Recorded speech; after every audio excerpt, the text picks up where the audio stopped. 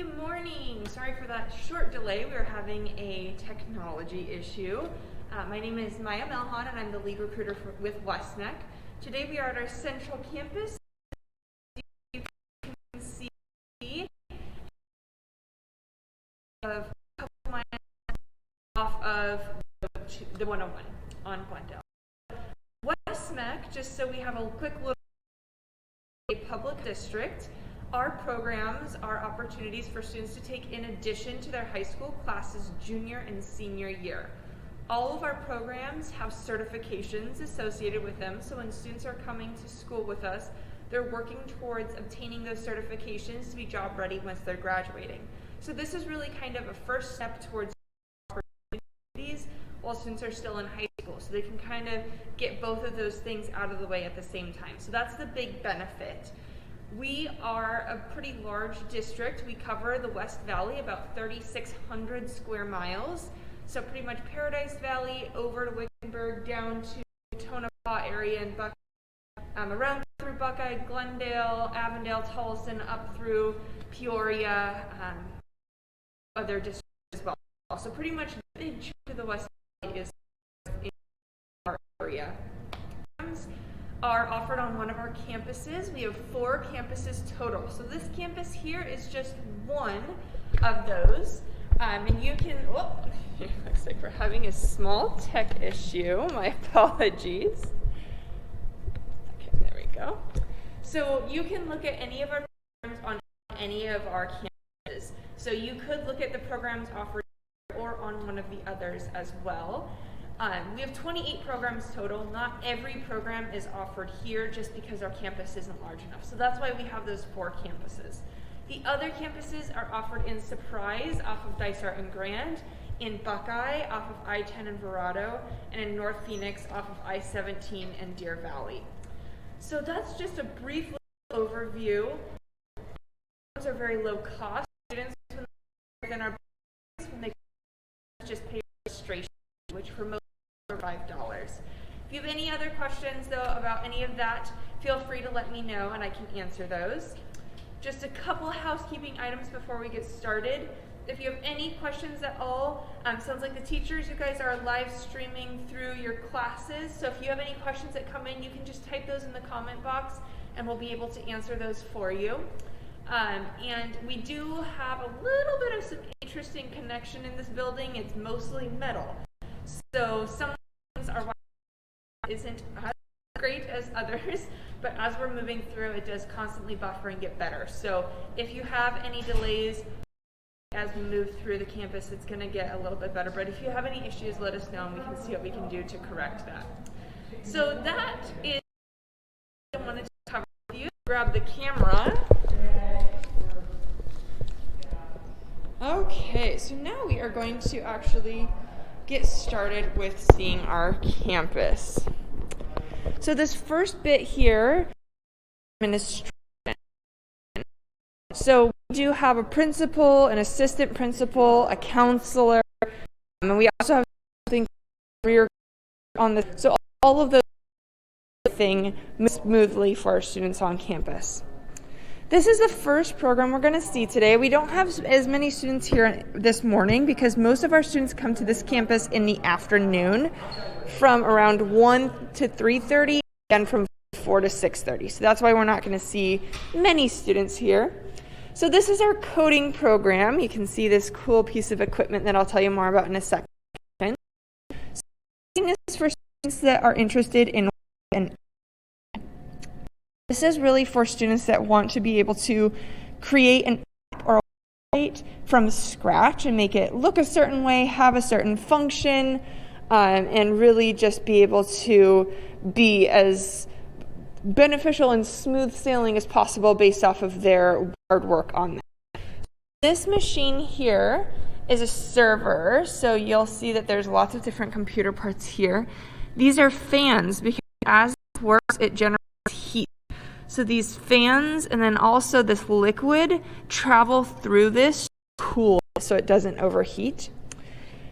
This program, all of our programs have a lab space. This program's lab space looks a little bit different than some of the other ones that you're going to see because really The lab piece for this is working on computers, testing things out, and problem solving.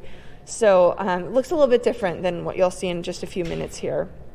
But really, coding is great for those of you that are interested in computers, computer science. You want to be a software engineer or a coder. Sometimes students will take this program if they want to be a video designer, introduction level. So that is coding. Now we'll travel to the next couple programs here.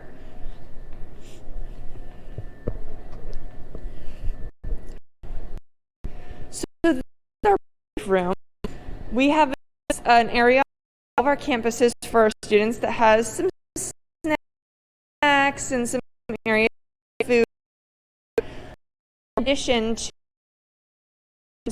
So that means that we just want to make sure that we have a space for students to be able to, get a snack, have some water, take a break, so that they can make it through the whole day. So this is our welding program. We have students in here. I'm going to see if we can go in there. I think we might be able to. So first, we'll show you this outside area. This lab does have an outside and an inside component. This is a 2-year program, and it's all about taking 2 pieces of metal and joining them together. So I'll show you what that looks like in just a second. So this is a lab space. An example of what a weld looks like is right here. So you'll see this little bump where essentially we took this plate and joined it to this, and now it's one. That's not coming apart. So that is welding. You take a piece of equipment to be able to join 2 pieces of metal together. So in this program, we have all these booths for students to be able to come in here and practice their welding. So we have the welders, these 2 lathes. So welding does sometimes make some gases and things that aren't safe for us to breathe in. So that's what we have for. And then we have this little apparatus that allows us to actually do the welds. So this has that be adjusted to in multiple angles, because when you're welding, sometimes you're just welding something like right here and it's right in front of you. But sometimes you're welding over your head or at a very odd angle. So that is what we have that for. And we have a booth for all of our students area. This program has a lot of kind of testing things out and problem solving and practice, because the first weld that you do is definitely not going to be the best. So you need time to be able to really perfect this art and get better at it. So that's what that does for you. Welding is really an important thing because this is used on things like chairs in your classroom. It's used on bridges that we drive on. It's used on big machines, different vehicles. It's used on different warehouses and buildings. So truly, there's so many different things that we rely on welding for that we really need more welders all the time. Okay, so this next program is precision. There's really 2 components. We have a manual and a computerized component. Essentially, precision machining is going to take a piece of metal, like a piece of aluminum, and turn it into a part that we might need. So an example is right here. You'll see this is what's called a blueprint. So we have all the colors here. So it has the diameters of how big things are going to be, and students learn how to read that blueprint and then put that piece of metal into this machine. This is called the lathe, and be able to make an actual part that we can then use. So this component is called a lathe. This the piece of metal really, really quickly, and then we'll bring in a cutting instrument here and it will remove really fine pieces of metal that look like this. So those little curlies, and then eventually we'll have the piece that's done. Then these mills are the same concept. So we have a blueprint of the part that we're going to be making that has all the dimensions and everything that we need to make. This a piece of metal goes in this block here, and it's layers of metal as well. It's a little curly cube. So the first year we learn these mills and lathes, and this is essentially what we call a manual component. So we do have some computerized assistant that tells us really where things are and all the dimensions, so we make things very precise. But this big component that actually brings in that cutting piece and actually removes those really fine layers of metal. After we learn the mechanical component, and it's called a CNC, computer numerically controlled machine. So essentially for this, students learn a code, and they type that in here. It's made up of letters and numbers. They open up the door, they put in the piece of metal, they close the door, and press start. And then this does everything, and in a couple hours, that piece of is now going to be part making. We have 3 of them. Each of these are extremely expensive pieces of equipment. So these are normally about $250,000 each. So they are quite a very, very unique experience to be able to use these. And this is something that's a big deal right now, because a lot of employers want to have more of what's called automation. So this allows us to be able to put this piece of metal in here, right? And then it's done in a couple hours. So instead of somebody standing here making this part for hours and hours, we can do something else as well. So then we're really doubling the amount of parts that we can do with the same amount of people employed. So that's why those computerized versions are so important. It really allows a lot quicker. As precision machining, this is a 2-year program, and we use parts that are made from this in pretty much every industry you can think of. Even things like this are made possible because of precision machining, because we'll make a mold and then so really we'll use this for vehicles, we'll use this for different pieces of equipment, we'll use it for residential components, you name it, it's probably tied to it. Alrighty, this is our Law and Public Safety program. So this is another 2-year program. And this is really for students that are interested in being police officers or corrections agents or going into the military or being detectives. There's quite a few different routes from here. So this covers Bill of Rights, constitutional law, how to deal with people in hard situations, how to deal with people in jail-like settings. So we have these mock jail cells. There's a lot of specific protocols behind interacting with somebody in a jail setting. So we learn all of those protocols here. We've got this guy. There we go. So we've got this guy because one of the components of this program is physical training. So for the police academy or to go into the military, there is a physical requirement for the actual training piece, like boot camp and things like that. So because of that, we start introducing that physical training into our program. So you'll see that this guy is 150 pounds. And the students actually have to be able to pull him unassisted a set amount of feet, because in this setting there is a possibility that you might need to be able to do that. So that's one thing. You'll see that we have some workout equipment that helps us with that physical training. We'll do running, we do all sorts of different activities. Over here we have a little bit more of our forensics piece. So in this program, pushes for students that want to go into the military or into the police academy or go into dispatch or corrections. But we have students that want to be forensic, really kind of go into forensics. They want to be detectives. They want to really kind of dive more into the science of this. So this allows us to cover that as well. So we'll do things like fingerprinting, blood splatter analysis, shoe impressions and things of that nature.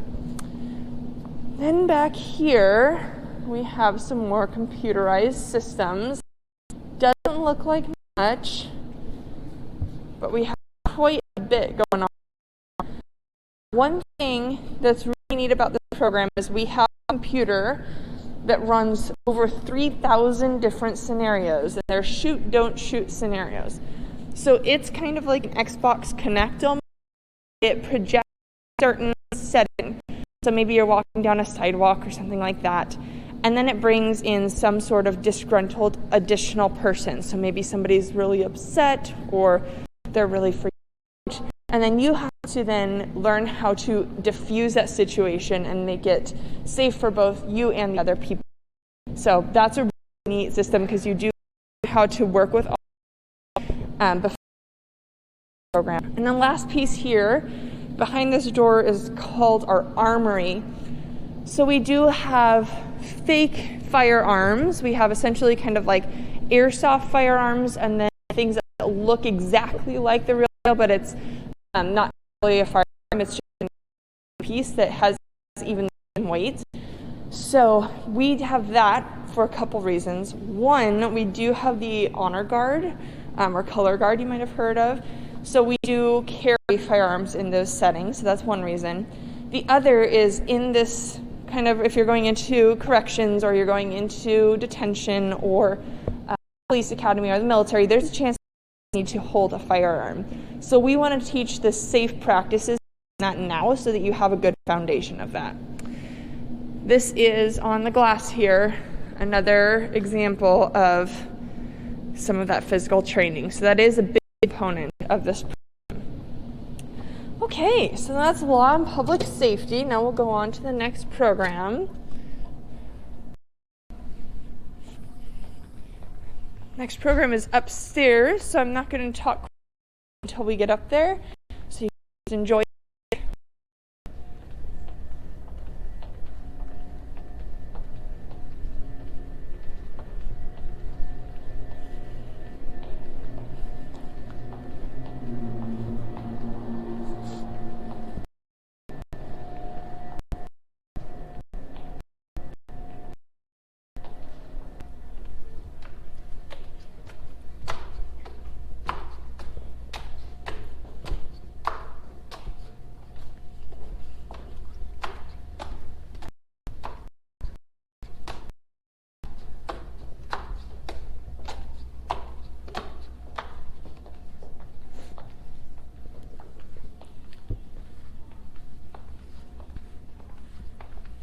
Okay, so this program is our Avionics and Drone Electronics. Hoping that we can get in here as long as the door is unlocked.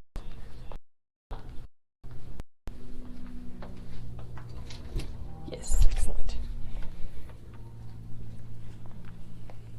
Okay, so Avionics and Drone Electronics covers a few things. The main component is this electrical stuff. This board has different wires, which you can see over here, that then plug in. So this would be a real electrical circuit. So when the wires plug in there, you'll see that there's tiny little holes, kind of like a headphone jack. So when things plug in, then it takes the electricity from one area to another. So if the students build that circuit correctly, the electricity will travel correctly as well. If they do not, then it will get stuck in one area or it won't power things properly. So that allows them to really understand this better, test it out better as well. So we cover a lot of this is going to be really the electrical components of an airplane. This is the instruments and the dials and the communication and the navigation and the weather systems of an airplane. See some more really neat electrical circuit boards here. So this is a big component here. We learn how electric travels and what an electric circuit should have, and really test things out here. Then we come back here to what's called our glass cockpit. So these are all the instrumentation pieces that you would actually see in an airplane. So these are the little dials and gauges and switches and everything that would actually be experienced on an airplane. You'll see here that these are even the wing flaps. So when you're landing the plane, they might come up, or when you're taking off, they might go down.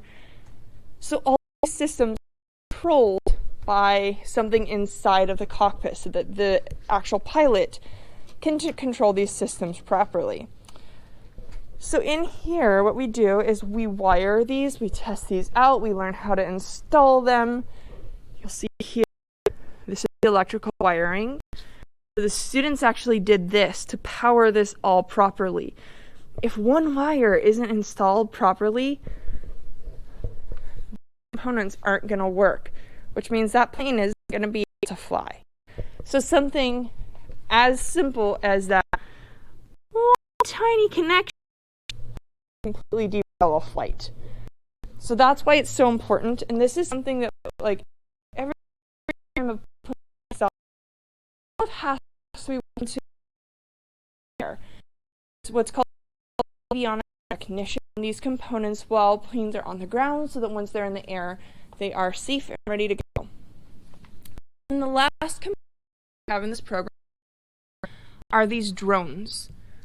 So really the future of the aviation industry is moving towards drones. So we use these for like search and rescue to see somebody.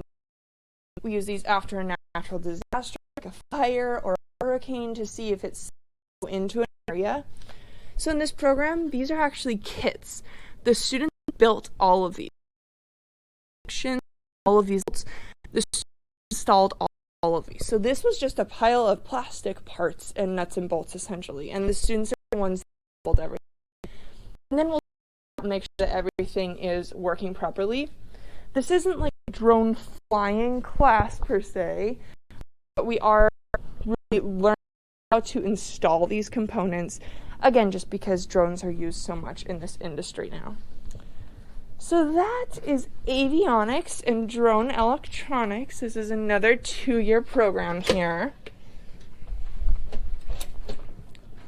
And something I want to add as we're walking back downstairs is many of our programs can be used a variety of ways. So one opportunity is to say, you know what, I really want to be a welder. I'm going to take the West-MEC Welding Program. Done, right? Like I can go be a welder. Great. Or you could say, hey, you know what, I really want to be an aeronautical engineer, and I really want to learn how how airplanes work and all the different components that I could actually design them. So I'm going to take avionics and drone electronics to get an introduction to that, have job opportunities to then support me as I go through college. These can be a direct pathway to what you want to do, or they can be a really zone. Either one works. Many of our programs do even have dual enrollment, which allows you to get college credit at the same time as your certification. And all programs do also full credit to keep you on track for graduation. Okay, so the next program we're going to go see is over in this building over here.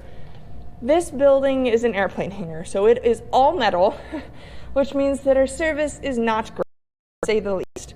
So what we're going to do is I'm going to tell you a little bit here, and then we're going to walk over there, and we're going to see it, and then we'll come back and answer any questions, because we do have better service and connection over here than we do in the building.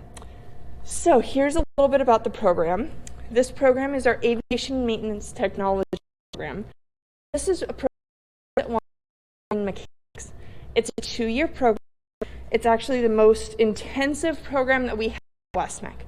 So it's 4 hours a day for 2 years, August through May, and 2 weeks of summer classes that are 8 hours a day. The reason for that is the certification is through the FAA. The FAA is the one that controls all aircraft in the United States and really abroad as well. So it's a big certification, and really, let's just think about this. When you're working on airplanes, like the engines of airplanes, it has to be right every time, right? Like once you take off, if there's an issue, they can't figure it out midair. So can't pull over on clouds, which means that this has to be done properly before even taking off. This program is really going to be a mechanic for airplanes. So we'll work on the engines, work on the landing gear, we'll work on the body of the airplanes, and working on metal and rivets and all the components. We'll do a little bit of welding because sometimes that's necessary for this. And we also learn some rudimentary painting because sometimes when you replace a piece of the body, it has to be painted to match. So that's a very good overview of the program. Now we're going to go over and check it out. And then, like I said, since we don't have great connection over there, we'll come back, tell you a little bit more, and answer some questions.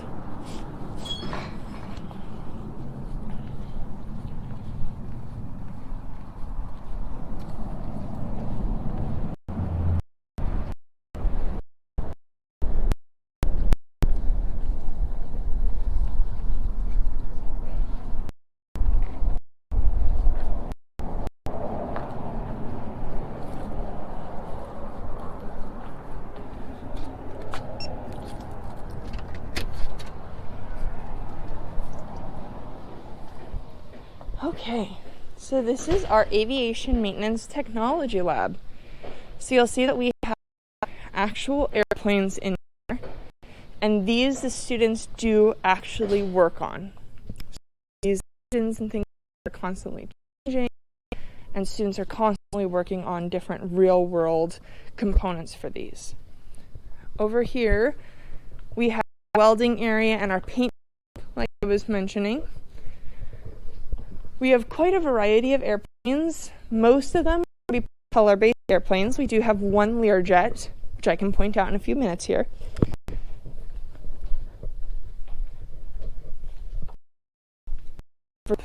This is where we learn how to work on the sheet metal that's actually used for the body of the airplane.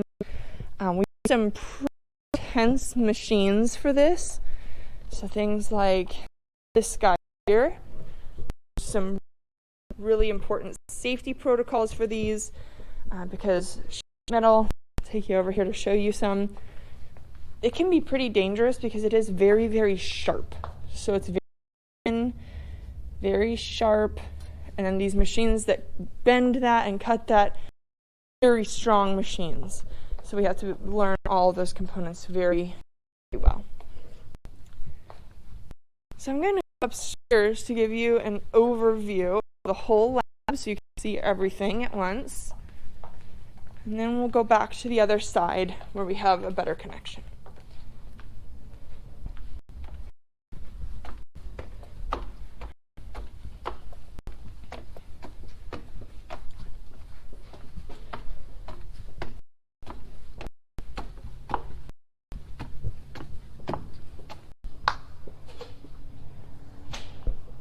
Okay, so this is aviation maintenance. So you'll see a bit of airplanes. The one over there in the corner is our Learjet, so that's the only jet engine airplane. All the other ones will be propellers. They're all very different shapes and sizes, gears, which is actually really good for our students to get exposed to quite a variety of different things. Corner there, we have our learn how to tear those apart, how to rebuild them. Over there, we have our landing gear shop, so that's where we learn how to work on all the landing gear and trying to thing is working properly, essentially. So that is the really cool Aviation Maintenance Technology Lab. Let's go back over to where we have better service to answer a couple questions and wrap up for you.